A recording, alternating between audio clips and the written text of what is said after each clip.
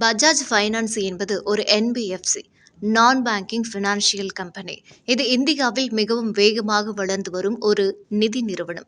இது வங்கிகளைப் போலவே மக்களுக்கு கடன் வழங்குகிறது. தற்போது பஜாஜ் ஃபைனான்ஸ் நிறுவனத்திடம் சுமார் 4.62 லட்சம் கோடி பணம் புழக்கத்தில் உள்ளது. இது ஒவ்வொரு ஆண்டும் 24% என்ற வேகத்தில் வளர்ந்து வருகிறது. இதே வேகத்தில் வளர்ந்தால் இன்னும் சில ஆண்டுகளில் பஜாஜ் நிறுவனம் இந்தியாவின் 4வது பெரிய தனியார் வங்கியை விட பெரியதாகிவிடும். இதன் தலைவர் சஞ்சு பஜாஜ் கூறுகையில், தற்போதுள்ள இந்திய சட்டப்படி பிசினஸ் ஹவுஸ் பெரிய தொழில் நிறுவனங்கள் வங்கி உரிமம் பெற முடியாது.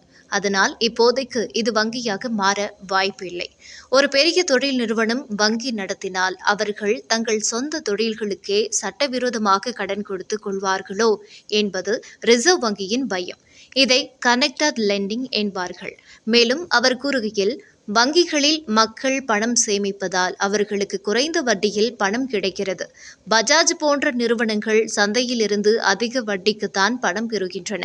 நாங்கள் மற்ற வங்கிகளுடன் சரிசமமாக போட்டி போடுகிறோம்.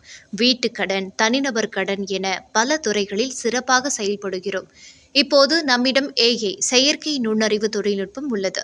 இதன் மூலம் வங்கியில் நடக்கும் அனைத்து பணப்பரிமாற்றங்களையும் மிக துல்லியமாக கண்காணிக்க முடியும். யாராவது தங்களுக்கு தெரிந்தவர்களுக்கு தவறாக கடன் கொடுத்தால் ஏஐ மூலம் அதை எளிதாக கண்டுபிடித்து விடலாம். வங்கிகளுக்கு ஏதேனும் பணம் நெருக்கடி ஏற்பட்டால் ரிசர்வ் வங்கி உடனடியாக உதவும். இதனை லிக்விடிட்டி பேக்ஸ்டாப் என்பார்கள்.